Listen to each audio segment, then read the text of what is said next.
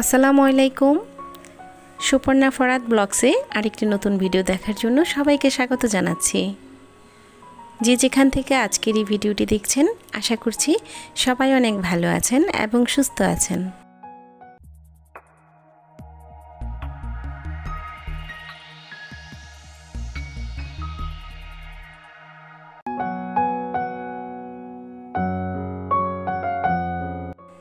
গত এক সপ্তাহ যাবৎ ঢাকায় প্রতিদিনই একবার করে বৃষ্টি হয়েছে, তাই পরিবেশটা অনেকটাই শান্ত।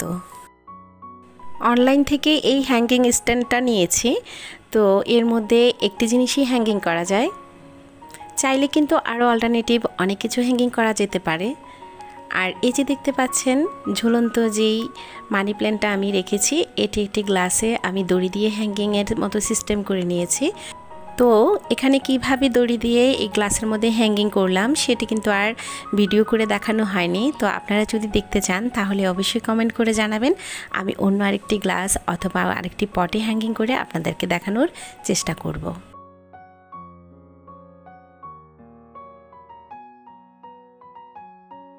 যখনই বৃষ্টি নামে তখনই আমি এই জানালার পাশ ধরে বসে থাকি, আর এখান থেকে যে হিমেল হাওয়াটা আসে সেটা কিন্তু দারুণভাবে অনুভব করি।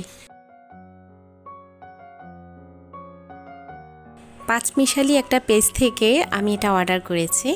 তো এই বিছানা চাদরটা আমার কাছে অনেক বেশি ভালো লেগেছে, আর আপনাদের কাছে কেমন লেগেছে পরে অবশ্যই জানাবেন। আর যদি ভিডিওটা আপনাদের কাছে ভালো লাগে, চ্যানেলটিকে সাবস্ক্রাইব করে পাশে থাকা ছোট্ট বেল আইকনটি প্রেস করে আমার সঙ্গে থাকতে পারেন।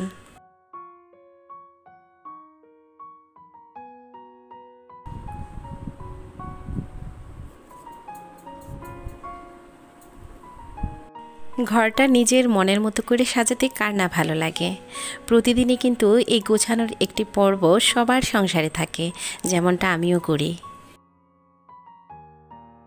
হলুদ সাদা কম্বিনেশনে এই চাদরটি ব্লকের। আমি কখনোই আর ব্লকের চাদর ব্যবহার করিনি, তো বিছানার এই চাদরটি কিন্তু বেশ মসৃণ, আর তাছাড়া আমার কাছে মনে হয়েছে ভালো মানের। লতা স্টাইলের এই পর্দাগুলো আমি আরেকটি পেজ থেকে নিয়েছি, যার ভিডিও আমার চ্যানেলে দেওয়া আছে, চাইলে দেখে নিতে পারেন। অল্প খরচের মধ্যে চাইলেই ঘরের লুকিংটা চেঞ্জ করা যেতে পারে।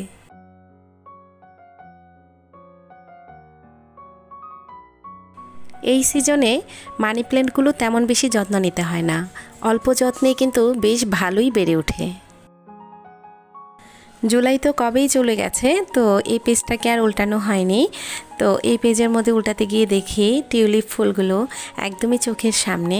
তো আমি মার্কেটে গিয়েছিলাম কয়েকদিন আগেই, আর সেখান থেকে কিছু টিউলিপ ফুল কিনে নিয়ে এসেছি, যা এই ক্যালেন্ডারের সাথে খুব ভালোভাবে মিলে গেছে।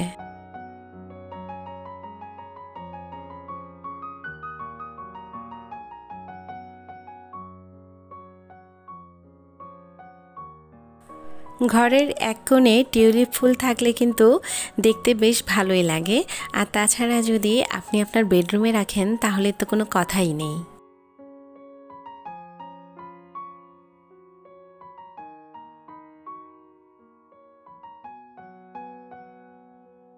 সংসার জীবনের প্রতিটি মুহূর্তই যেন ব্যস্ততায় কেটে যায়। সারাটা দিন যে কখন শেষ হয়ে যায়, দিনের শেষে এসে তখন ভাবতে থাকি। দিন গুনতে গুনতে একদিন নিজের শেষ দিনটি চলে আসবে, আর সেই দিন হয়তো আমি থাকবো না, কিন্তু আমার এই ভিডিওগুলো আমার মেয়েরা দেখবে আর আমার কথা চিন্তা করবে। আমি যে কাজগুলো করতাম, যেভাবে ঘর সাজাতাম বা যেভাবে গুছিয়ে রাখতাম, মেয়েরা এভাবে দেখে শিখতে পারবে। ক্লান্তির শেষে যখন আমি আমার বেডরুমে আসি, তখন যদি একটু শান্তির নিঃশ্বাস ফেলতে পারি, সেটাতেই কিন্তু অনেক বেশি আনন্দের। আশা রাখছি ভিডিওটি আপনাদের কাছে ভালো লেগেছে, আর যদি এর থেকে কিছু শেখার মতো থাকে তাহলে সেটাই হবে আমার প্রাপ্তি। আজকের মতো এখানেই বিদায় নিব। সবাই ভালো থাকবেন, সুস্থ থাকবেন। আবারও দেখা হবে নতুন কোনো ভিডিওতে। আল্লাহ হাফিজ।